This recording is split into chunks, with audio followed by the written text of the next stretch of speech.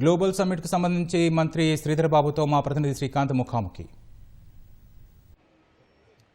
Telangana rising global summit మరి కాసేపట్లో ప్రారంభం కానుంది. ఈ మొత్తం పరిశ్రమల శాఖ అంతేకాకుండా ఐటీ ఇందులో కీలకంగా పాత్ర పోషించనుంది. లైఫ్ సైన్సెస్, ఎందుకంటే ఏ రాష్ట్రమైనా ఆర్థికంగా పురోభివృద్ధి చెందాలంటే ఎగుమతులు కూడా ముఖ్యం. అందులో ఇప్పటికే ఐటీ పారిశ్రామిక రంగంతో పాటు లైఫ్ సైన్సెస్ ఎగుమతులు ఎన్నో ఉన్నాయి. ప్రస్తుతం ఐటీ పరిశ్రమల శాఖ మంత్రి దుద్దుల శ్రీధర్ బాబు గారు మనతో ఉన్నారు.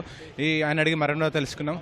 సార్, ప్రస్తుతం ఈ Telangana rising global summit concept ఈరోజు తెలంగాణ రైజింగ్ గ్లోబల్ సమ్మిట్ 2047 సంబంధించి 100 సంవత్సరాలు మన భారతదేశం స్వాతంత్రం పూర్తి చేస్తూ ఉన్న సందర్భంలో తెలంగాణకు సంబంధించిన ప్రజలందరికీ సంబంధించిన వికాసం, అభివృద్ధి, సంక్షేమానికి సంబంధించిన అంశం విషయంలో ఒక విజన్ డాక్యుమెంట్ని గౌరవ ముఖ్యమంత్రి రేవంత్ రెడ్డి గారు రిలీజ్ చేయబోతా ఉన్నారు.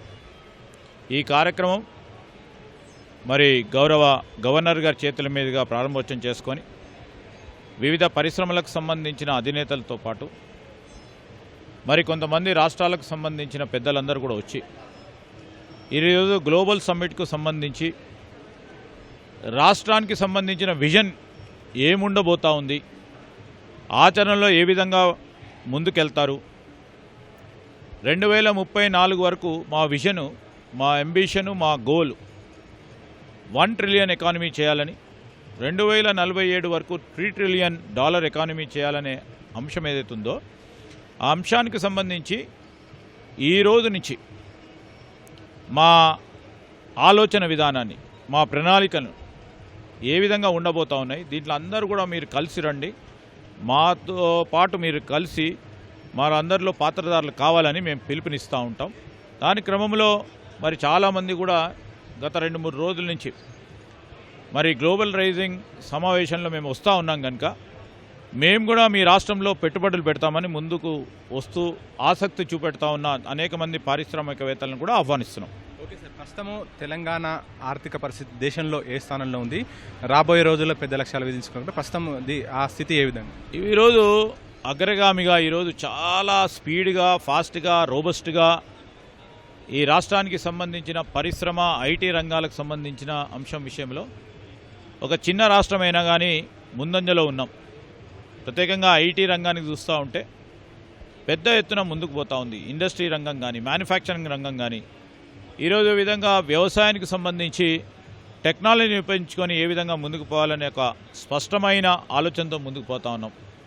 ఆఖరికి మేము 2034 $1 ట్రిలియన్ ఎకానమీ మేము చేయాలని లక్ష్య సాధనలో పోతా ఉన్నాము. మేము అనుకున్న విధంగా ఆ విధంగా ముందుకెళ్తే రాష్ట్రంలోనే మొదటి రాష్ట్రంగా, మొత్తం దేశంలోనే మొదటి రాష్ట్రంగా ఉంటాం. మరి 2047 వరకు $3 ట్రిలియన్ ఎకానమీ పోతే మన రాష్ట్రం ఒక మేజర్ గ్రోత్ ఇంజన్గా ఈ దేశానికి, మరి దేశ ఎకానమీకి గొప్ప ఫోర్స్గా తయారు కావాలనే మా లక్ష్యం, మా ఆలోచన. ఈ ఆలోచన క్రమంలో మీరు ఇంత పెద్ద ఎత్తున $3 ట్రిలియన్, $1 ట్రిలియన్ ఎకానమీ పెట్టారు, సాధ్యమా అని అడిగేవారు ఉంటారు. తప్పకుండా అడగాల. ఏదైనా ఆలోచన చేస్తున్నప్పుడు ఒక లక్ష్యం పెట్టుకొని ముందుకు పోతూ ఉంటాం. మేము 3 ట్రిలియన్ చేస్తామా, 4 ట్రిలియన్ చేస్తామా, లేకుంటే 3 ట్రిలియన్ లక్ష్య సాధనలో ఎప్పుడైనా ఎక్కడైనా ఇబ్బందులు జరిగితే పూర్తి స్థాయిలో దానికి చేరువలో ఉండే విధంగా అడుగులు వేస్తాము. ఆ అడుగులు వేసే తరుణంలో రేపు ఏ విధంగా ఈరోజు మీరు పాలసీ డాక్యుమెంట్ చేస్తూ ఉన్నారు, ఆచరణలో ఏ విధంగా రేపు డిజిటల్ గవర్నెన్స్ తీసుకొస్తాం, అకౌంటబిలిటీని తీసుకొస్తాం, మరి జవాబుదారీతనాన్ని తీసుకొచ్చి ఈరోజు డిజిటల్ గవర్నెన్స్ని తీసుకొచ్చి ఆ క్రమంలో అన్ని సిస్టమ్స్ను కూడా ఒక ప్రొఫెషనల్ విధానంతో ముందుకెళ్ళే ఒక ప్రయత్నం. ఆ ప్రయత్నంలో ఈరోజు ప్రభుత్వం ఒక్కటే కాదు, మీలాంటి వారు, ఈ రాష్ట్రంలో ఉన్న స్టేక్ హోల్డర్స్, ఈ రాష్ట్రానికి సంబంధించి అనేక సంవత్సరాలుగా మాతో పాటు నడుస్తూ ఉన్న పారిశ్రామికవేత్తలు, ముందంజలో పెట్టడానికి అహర్నిశలు కృషి చేసిన వ్యక్తులు, వీరందరితో పాటు సామాన్య ప్రజానికం కూడా మేము ఈ విధమైన ఆలోచనని కోరుకుంటా ఉన్నాం. ముందుకు రావాలి, మంచి ప్రయత్నం చేస్తుందని ప్రభుత్వం వారు కూడా పాత్రతాలను చేసి ముందుకెళ్ళటం జరుగుతుంది. ప్రధానంగా అంతర్జాతీయ పెట్టుబడులు కూడా ఎంతో ముఖ్యం కదా రాష్ట్ర అభివృద్ధికి. ఆ జీసీసీల ఏర్పాటుకు మన వద్ద ఎలాంటి అనుకూల పరిస్థితులు ఉన్నాయి? వాళ్ళని ఆహ్వానించడానికి మీరు చేపడుతున్న ప్రత్యేక చొరవ ఏంటి? గ్లోబల్ కేపబిలిటీస్ సంబంధించి ఇప్పటికే పెద్ద ఎత్తున ఈ రాష్ట్రంలో గత 2 సంవత్సరాల నుంచి ఇతర రాష్ట్రాలతో పోల్చి చూస్తే పెద్ద ఎత్తున గ్లోబల్ కేపబిలిటీ సెంటర్స్ వస్తూ ఉన్నాయి.